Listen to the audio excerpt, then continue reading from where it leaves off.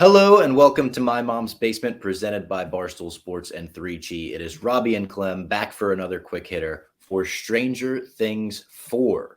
We didn't know if we were going to do this. We were like, there's so much nerd content out there right now. How are we going to fit this in? We watched a little bit of Stranger Things 4 and we said, how could we not do this? Because this season is awesome. I think the long break between Stranger Things 3 and 4 made people kind of forget like how great this show actually is. The kids growing up made people very skeptical, ourselves included. We were like, I don't know, Stranger Things kind of has to like prove to us that they are still the same show this season. And I got to say, we're going to recap a couple episodes on the My Mom's Basement YouTube channel. We're going to do all of them in succession in quick hitter form.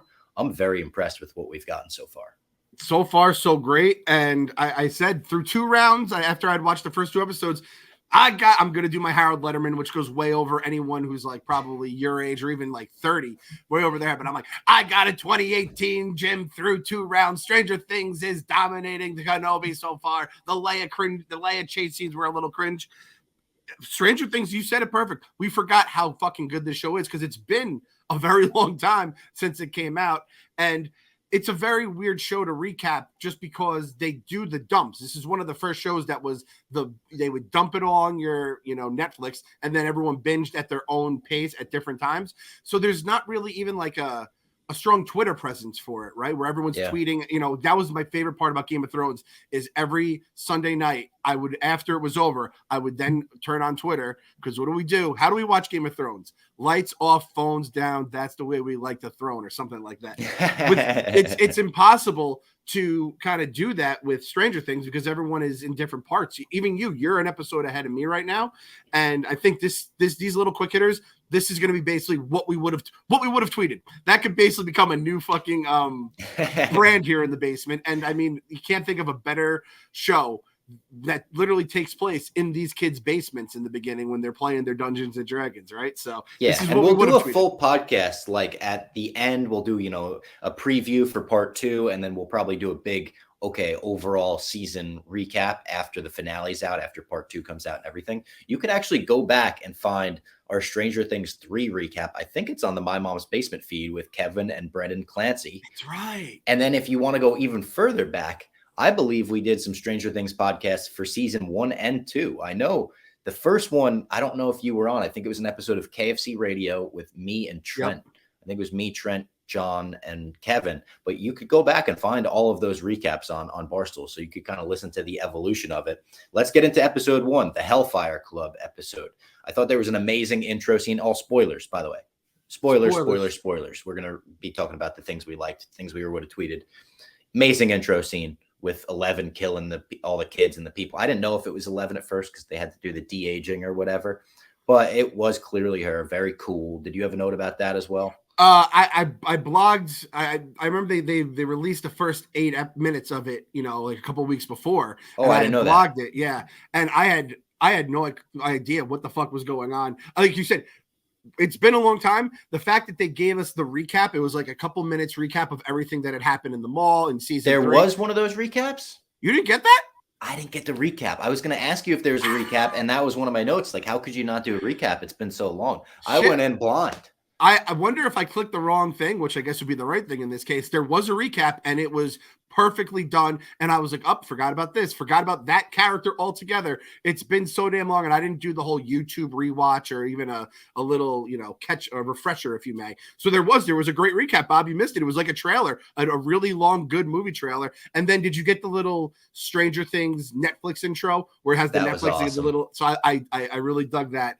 And when I saw that scene, the opening, I said, oh, fuck. Has 11 been a bad guy this whole time? And Papa, who I have been slandering that man's name, dragging it through the mud. And I'm like, is he kind of a good guy? So I was kind of thrown off by that. And we'll just touch on it.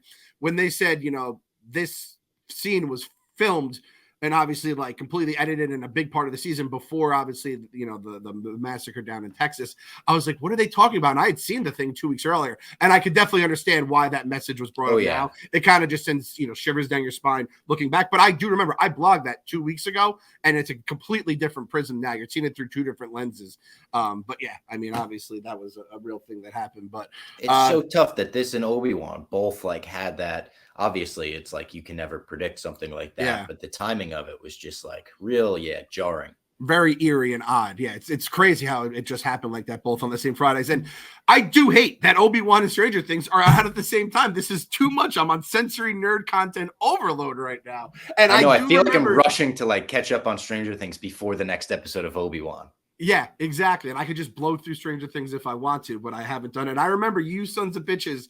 I was basically the SpongeBob meme, and it was you four guys talking Stranger Things season 1 or 2 or whatever it was, and I was the guy looking through the blinds. Fuck it. We're bringing in Squidward. Come on, Squidward. I was going to say Squidward too, and I didn't want to out myself as an old that doesn't know his SpongeBob characters. But you know what? Fuck it. I'm going to make this live on the podcast. I didn't even run this by you. We're bringing at least one Clancy on for our season 4, part 2 preview. That's the other thing. Too long. This first episode, long ass. It was like an hour and a half. I was not expecting that. I wasn't prepared. I think they're all about that long too. Yeah, you gotta it's like a baseball pitcher, man. You have to stretch me out. I have to get, a 30-minute episode, 45. We build up to an hour and a half. You just don't drop that episode 1. Netflix, you crazy motherfuckers. And the other thing was, I think it was they released it's like $35 million an episode was what it came out to this season. And if you add it all up, this season of Stranger Things is as much as like Endgame cost Marvel, and Endgame summed up like more than a decade's worth of blockbusters. I just thought that was great. And then like Netflix's stock plummeted like the next day just by coincidence after those numbers came out. So I thought that was wild. Some other things that I would have tweeted. I love that Steve and Robin now work at a family video. I think that's awesome. Like a great progression from last season, right? Did you ever make a shoebox diorama? We had some shoebox dioramas in this episode. I made one it was a book like Who is George Lucas? It was like a series, and they would do biographies on people. And I think they did a George Lucas one. And mine was like, it was a movie theater. And like, I think Shaggy from Scooby-Doo was like going up to buy a ticket to Revenge of the Sith. Yeah, that I was a big diorama guy. I think like 3rd grade. I still remember to this day. You remember certain projects that you have in school that stick with you. And I think I did it was like a dinosaur project. It was like you had to do some sort of nature thing or whatever. And I chose dinosaurs. I love dinosaurs. And I still remember this day. We had like fake plants. We had little dinosaur figures. And then my parents put water in a Ziploc bag and put it over like the little blue I had drawn. And they said, hey, this will look like water. It'll actually be water. And like we had it down in there. And to this day, it was like the most creative thing I've ever seen in my life. And it's basically, that's like Barstool. It's like this ingenuity where I always say Barstool is not the cleanest product in the world. It's basically like a happy birthday card from your kids. It's made out of construction paper, but it comes with love. And that diorama, I always have that fondness in my heart. I remember like the teachers, their minds were blown that we had like, done something like that. So dioramas, I hope Sienna has to do a diorama in the next few years, because that is one of those things that if they come out, but it does feel like a little bit of a relic of the 80s and 90s, but Bob Fox was doing them. So I guess there's a chance. So I'm very happy to hear that the dioramas are still around. And again, I know you're an old soul. You'll appreciate it as well.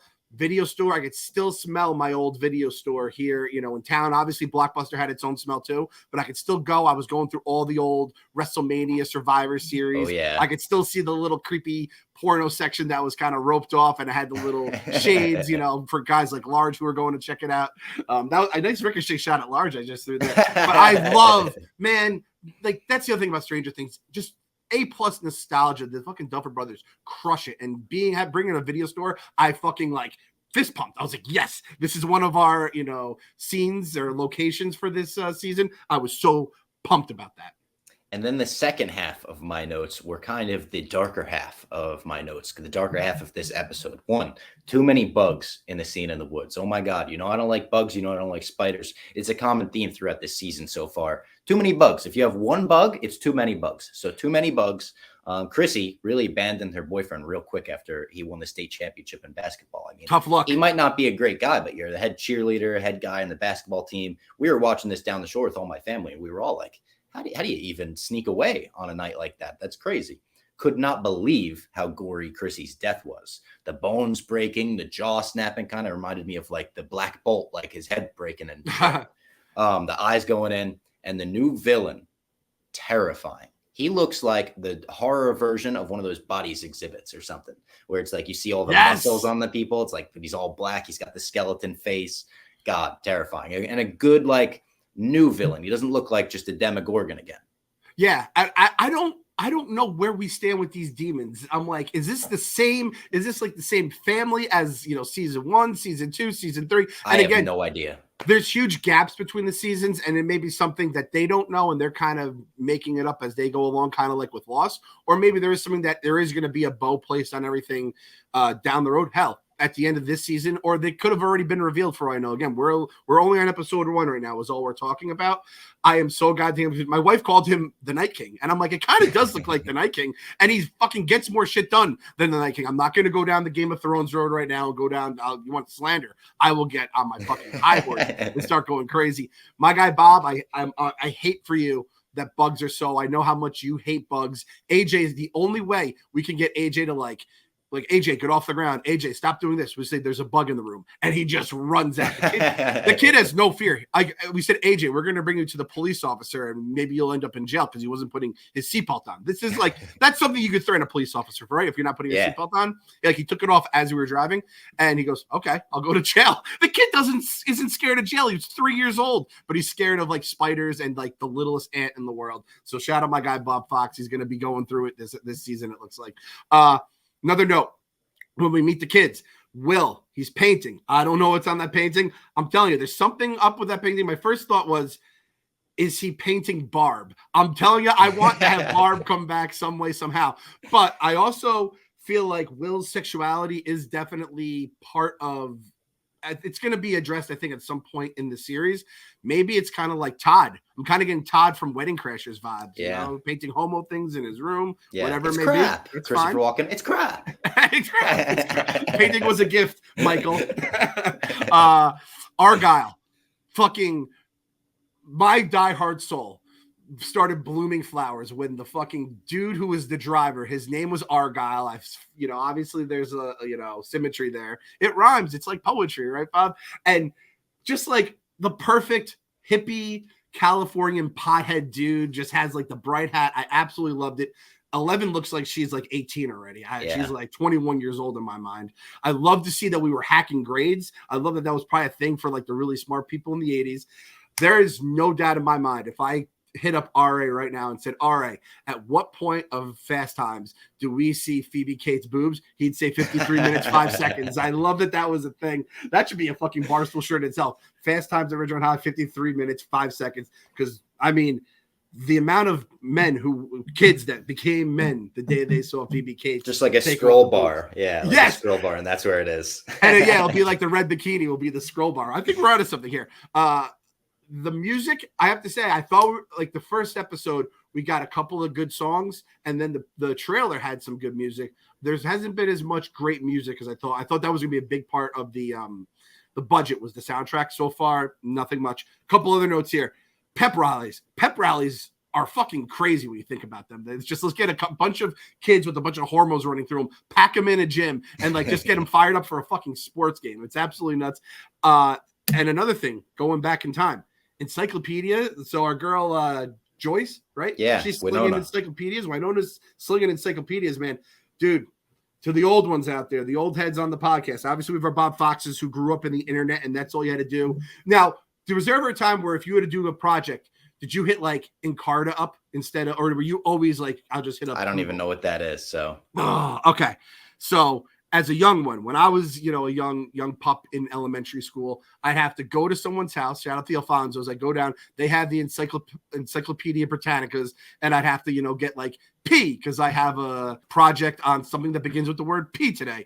Pigs. I have to do a thing on pigs. Well, here's the fucking Encyclopedia Britannica. Write down all my like references and everything I used. Then the fucking new age was when Microsoft had Encarta, which was basically an encyclopedia on a CD-ROM. And that's what you would use.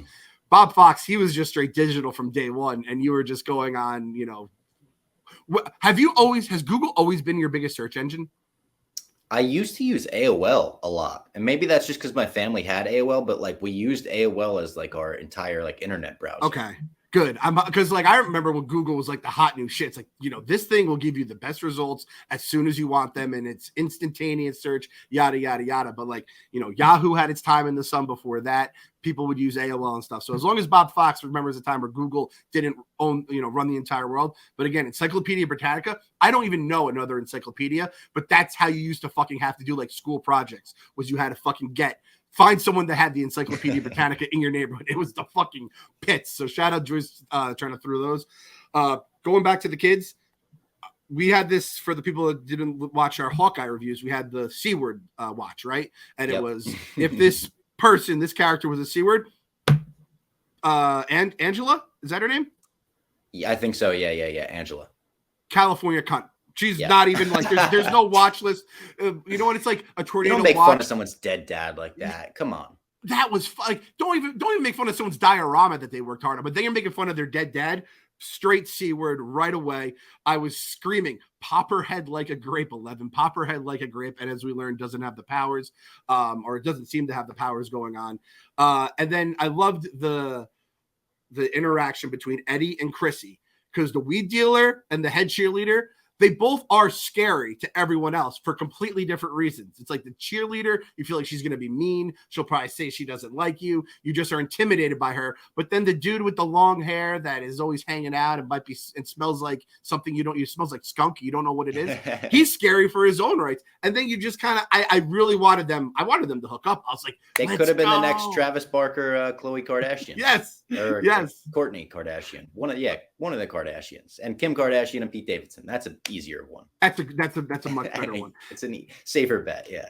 And I absolutely loved how we had fucking the kids, the little guy, or I guess they're not even little kids anymore. Like Dustin, they're looking for someone else for the Hellfire Club. By the way, Hellfire Club shirts on sale now at the Barstool Sports Store. Link in the description. Yep. So they're looking all over for another member to replace Lucas, who's on the bench. And fucking, I forgot about his sister, and she comes in. What a great twist that was! And were you a Dungeons and Dragons kid at all? Did you ever? I've never played it. I would love to, but I never have. I'll tell you, your pal Clem here, he dabbled in some Dungeons and Dragons as a kid, and it wasn't like, obviously I'm in the basement. I'm a nerd. I have no problem admitting it. But it wasn't even like, I wasn't always just like nerd from day one. It was a family friend of mine who got me into like X-Men, but also got me into like Madden and football. Shout out my guy, John Cook. He got me into Dungeons and Dragons, and it was an absolute blast to play. And her name, Lady Applejack. A++++ name. I was rolling over in laughter when she said Lady Applejack, and she like owned it. She's like, Lady Applejack is here. My dad's Dungeons and Dragon character, because he played with us, his name was Mongo, and I just loved it. Just a big old oaf swinging a battle axe, and kind of getting the fact that like none of the friends were around when he hits the big buzzer beater, man. That just made me sick. Yeah, that's tough. That's tough. That was all I had for episode 1. That was our episode 1 thoughts. Not really recap, but not really review either. Just our thoughts, I guess. That was our things we would have tweeted, stuff we wanted to talk about from episode 1. And we will see you tomorrow for an episode 2 recap. Make sure you like the video. Make sure you subscribe to keep the basement lights on. We are basically the Hellfire Club of Barstool down here. We're the little nerds down in the basement playing Dungeons and Dragons. You got to help us. So like the video, subscribe, help us out. Don't let the Upside Down, which is the 3rd floor at Barstool, take down us, the kids at Hawkins, just trying to have some fun. They'll fucking just snap this fucking podcast out of existence, Thanos style. Don't let it happen. Comment, subscribe. What are we going to say? Comment. Which we comment after? Best favorite moment of episode 1? Yeah. Favorite moment. We'll do it every episode. We'll do your favorite moment.